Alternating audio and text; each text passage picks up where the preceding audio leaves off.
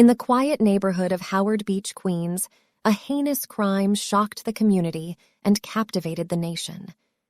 On that fateful day, August 2nd, 2016, Karina Vetrano went for her usual run in the serene surroundings of Spring Creek Park, just steps away from her family's home. Little did she know that this routine activity would lead to a terrifying encounter that would end in tragedy. Despite the concerns raised by her father, who was unable to accompany her due to an injury, Karina ventured into the park alone. Hours passed, and worry consumed her loved ones as she failed to return home or answer their calls.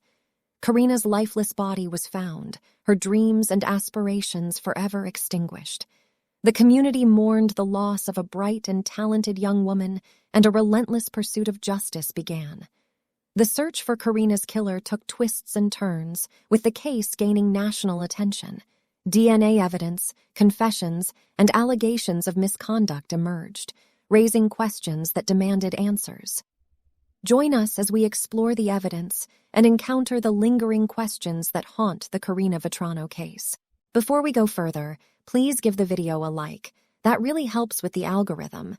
I apologize for putting this in the middle of the video, but the channel has stopped growing recently. In the bustling city of New York, a tight-knit family flourished. Karina Ann Vetrano, born on July 12, 1986, to Philip and Kathy Vetrano, reveled in the love and care bestowed upon her. Philip, a retired firefighter who displayed strength and resilience while aiding the Twin Towers aftermath, was a pillar of support. With a brother and sister by her side, the Vetrano family embraced their bond, nurturing a shared love for nature and adventure. Karina's educational journey led her to Archbishop Molloy High School in Queens, where she thrived as a member of the track team and graduated in 2004, part of the school's first co-ed graduating class. Her academic prowess eventually culminated in a master's degree in speech pathology from St. John's University. In the midst of her pursuit as an aspiring writer, Karina's talent was showcased in a 2013 short film, which drew inspiration from her compelling writings. The film, directed by her close friend and screenwriter Petros Georgiadis, unveiled the depths of her creativity. Residing in the familiar streets of Queens, Karina shared a close proximity to her parents, ensuring the comfort of family ties. Her professional endeavors led her to Manhattan, where she worked tirelessly as a speech pathologist, dedicating herself to the well-being and development of children with autism. On a fateful afternoon, August 2nd, 2016, darkness loomed over the tranquil Spring Creek Park, just a stone's throw away from Karina Vetrano's home. Ignoring her father's concerns due to his back injury, she embarked on a solitary run, venturing into the depths of the park. Little did she know, it would be her final journey. As the evening wore on, calls and messages to Karina went unanswered, prompting her father to seek help from a neighbor, a police chief with the NYPD. With mounting worry, a search was initiated. Late into the night, a heart-wrenching discovery awaited her father. Karina's lifeless body lay face down, concealed mere feet from the trail. The scene bore signs of a brutal assault. Her sports bra, forcefully displaced, exposed her breasts, while her clothing bore evidence of a distressing struggle. Scratches, bruises, and injuries marred her once vibrant form. In the aftermath, an autopsy would reveal the chilling truth. Karina Vetrano's life had been mercilessly taken by strangulation. The haunting echoes of her final moments became painfully apparent. Detectives unveiled a grisly sequence of events: an initial blow to the back of her head, a fierce battle against her assailant, her biting resolve shattering her own teeth. Clutched within her hands, remnants of grass testified to a desperate struggle as she was dragged from the trail. The mark of her attacker, imprinted upon her neck, spoke volumes of the savagery inflicted upon her. The pursuit of justice would be aided by the presence of the perpetrator's DNA, discovered beneath her fingernails, upon her back, and even on her discarded phone, callously tossed amidst the overgrown foliage nearby. In a relentless pursuit of justice, police officials made a solemn announcement: A reward of $10,000 would be granted to anyone providing crucial information leading to the apprehension of Karina Vetrano's killer. The community united, desperate to unveil the truth and bring closure to the heart-wrenching case. Yet, despite the discovery of DNA evidence at the crime scene, the path to resolution seemed elusive. Extensive analysis of over 600 DNA samples, meticulously compared to local and national databases, yielded no promising leads. The diligent efforts of the NYPD encompassed a thorough examination of more than 1,700 investigative reports, alongside the tireless pursuit of over 250 potential leads. The city held its breath as tragedy struck once again, plunging New York into a state of fear and sorrow. Less than a week after Karina Vetrano's murder, another young woman fell victim to a heinous act. Vanessa Marcotte, a 27-year-old resident, was discovered lifeless on a desolate rural road in Princeton, Massachusetts. Like Vetrano, Marcotte met her untimely demise while out on a run, prompting chilling comparisons in the media. However, as investigators meticulously unraveled the threads of evidence, a stark truth emerged. These were the works of different perpetrators. DNA analysis and other conclusive evidence shattered any notion of a connection between the two murders. The slayings of Vetrano and Marcotte became catalysts for an urgent dialogue on the safety of women who engage in solitary exercise, sparking discussions and shedding light on the vulnerabilities they face. As the quest for answers intensified, law enforcement released a sketch of a person of interest on August 31st. This individual had been sighted near Spring Creek, in close proximity to the time of Vetrano's tragic fate. Witnesses, including a vigilant utility worker, had observed the man emerging from the undergrowth, swiftly navigating a path along the Belt Parkway. Building upon these leads, the public's assistance became crucial. On September 12th, Crime Watch Daily unveiled a poignant piece of evidence: a home surveillance video capturing Karina Vetrano in her final moments of life. The footage depicted her running near the hauntingly familiar Spring Creek Park, mere minutes before her life was brutally extinguished. This haunting visual became a poignant testament, forever etching the image of a vibrant soul's last moments into the minds of those seeking justice. With each passing day, the urgency to apprehend those responsible only intensified as the memories of Karina Vetrano and Vanessa Marcotte lingered, driving a collective determination to ensure the safety of women who dare to embark on solitary journeys. Amidst the desperate quest to bring Karina Vetrano's killer to justice, the FBI and the NYPD joined forces in December 2016. Together, they meticulously crafted and shared a suspect profile, striving to shed light on the enigmatic figure responsible for the heinous act that shattered the tranquility of Spring Creek Park. In their unwavering determination, Vetrano's grieving family launched a GoFundMe page. Originally intended to raise a $250,000 reward fund for anyone possessing vital information about the perpetrator, the campaign transcended expectations.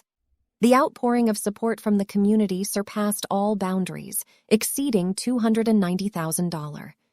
As a testament to their selflessness and resilience, the surplus funds were pledged to charitable causes, providing solace amidst the darkness. In the wake of their unimaginable loss, Vetrano's family transformed into unwavering advocates, resolutely championing the cause of familial DNA testing. Their fervent belief in the power of genetic identification fueled their mission to bring about change. By tirelessly lobbying lawmakers, they sought the passage of legislation authorizing the utilization of this vital tool, aiming to prevent such devastating crimes and offer closure to countless families haunted by unsolved cases. The investigation took a chilling turn on February 4, 2017, when the police made a grim announcement. Their long pursuit had led them to a suspect in the murder of Karina Vetrano. The wheels of justice had set in motion as Chanel Lewis, a 20-year-old African-American resident of Brooklyn, found himself subjected to intense questioning. Subsequently, he was arrested and charged with the grave offense of second-degree murder. Within the boundaries of a low-income housing project in East New York, Lewis resided alongside his mother, 3 sisters, and their children. The proximity of their dwelling to the very park that had become a haunting crime scene, where Vetrano's lifeless body was discovered, sent shivers down the spines of those touched by the tragic events. As the investigation unfolded, Lewis provided statements to the police, recounting details that included a peculiar puddle of muddy water, an eerie glimpse into the heart-wrenching scene. Despite a lack of prior criminal history, disturbing insights into Lewis's mindset surfaced. Reports emerged of his expressed hatred for women, with a troubling statement made to a teacher's aide years earlier, expressing his desire to harm his female classmates. Plagued by instability and isolation, Lewis had been placed under protective custody multiple times, painting a picture of a troubled individual grappling with mental health challenges. Furthermore, a pattern of encounters with law enforcement emerged in the years leading up to the murder. In 2013 alone, Lewis received 3 summonses, including violations within Spring Creek Park and an instance of public urination. Another incident arose in May 2016 when a 911 call alerted authorities to a suspicious male wielding a crowbar in residential backyards. A vigilant NYPD lieutenant, a resident of Howard Beach, recalled Lewis lurking in the area, peering into parked cars. The officer traced Lewis's name and address back to a stop-and-frisk report, solidifying his presence and raising further concerns. The perplexing pieces of the puzzle started to align as investigators delved deeper into the fateful night of August 2nd. According to their painstaking reconstruction, Chanel Lewis had left his home following a heated argument with his family. As fate would have it, his path intersected with Karina Vetrano's at the park, culminating in a violent and senseless attack. While the encounter appeared to be entirely random, the true nature of their connection remained a mystery. Whether Lewis had ever laid eyes on Vetrano before, or if the assault was premeditated, remained unresolved.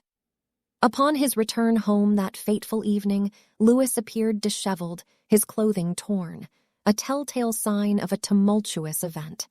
When questioned about his condition, he claimed to have been the victim of a mugging perpetrated by a group of men. Yet, curiously, no evidence supporting such an attack could be found, and no police report was ever filed. The following day, Lewis's father, a former school principal, recognized the need for medical attention.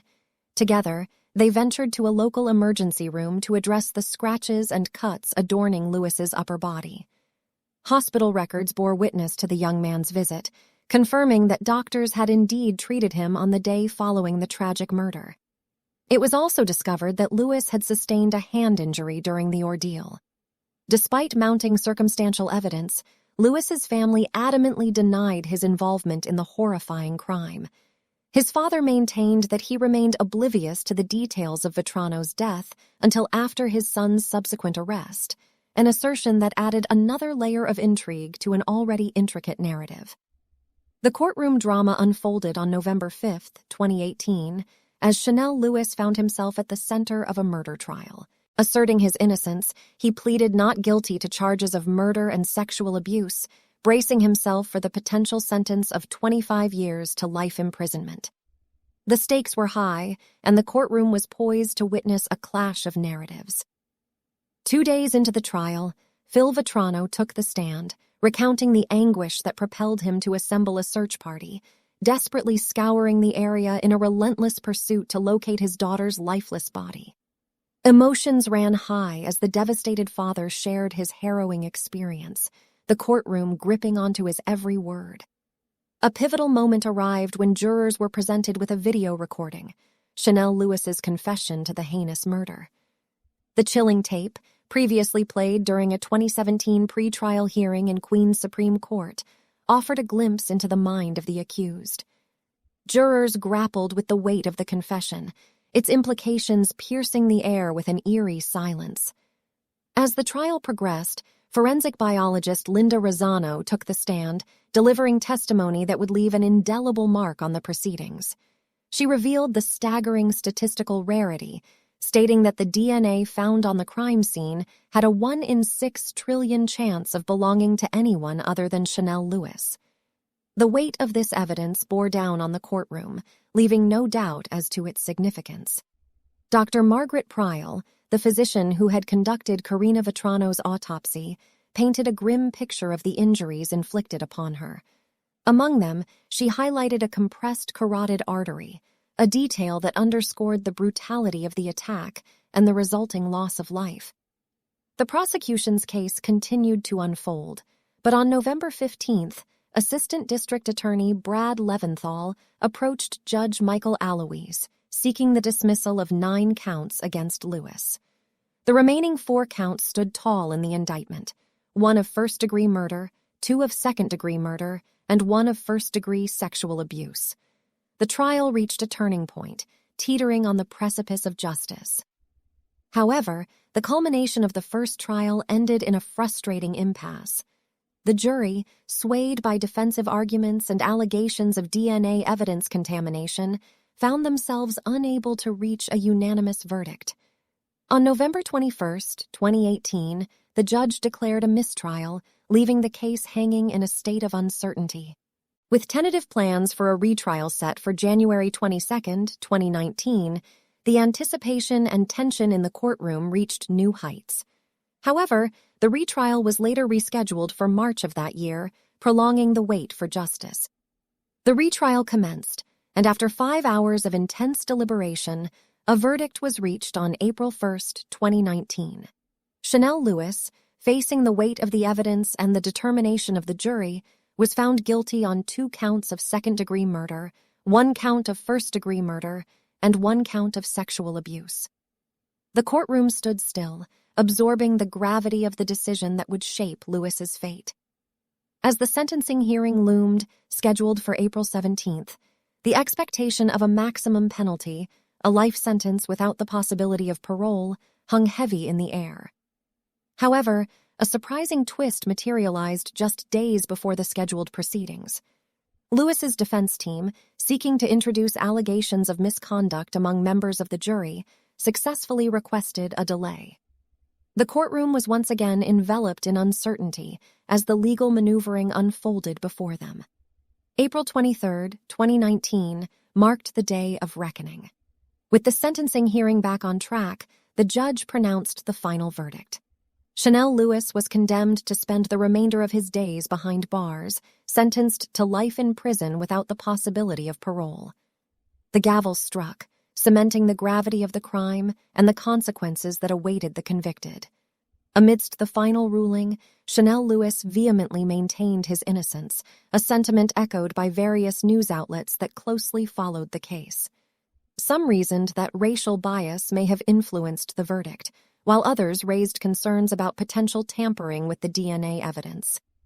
Controversy swirled around the proceedings, with allegations of a racially motivated ruling and claims of a flawed judicial process. Critics likened the incident to a modern-day lynching, reigniting debates about systemic biases and the quest for true justice.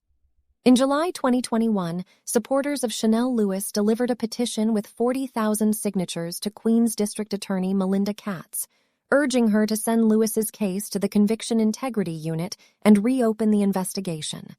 They also wanted him released on bail. Lewis's attorneys argue that his confession was coerced. He was racially profiled by the police, and the DNA evidence was mishandled. Allegations of jury misconduct were raised, but the judge denied their motion to overturn the verdict. Supporters believe there is sufficient evidence to warrant a reevaluation of the case. The following month, DA Katz denied the request to reopen the case and release previously undisclosed evidence that could supposedly exonerate Lewis. Do you think that the conviction of Chanel Lewis was a failure of the justice system, or did Karina get the justice she deserved? Let me know in the comments below. I would love to hear what you have to say. Till next time. Signing off. This has been Christina.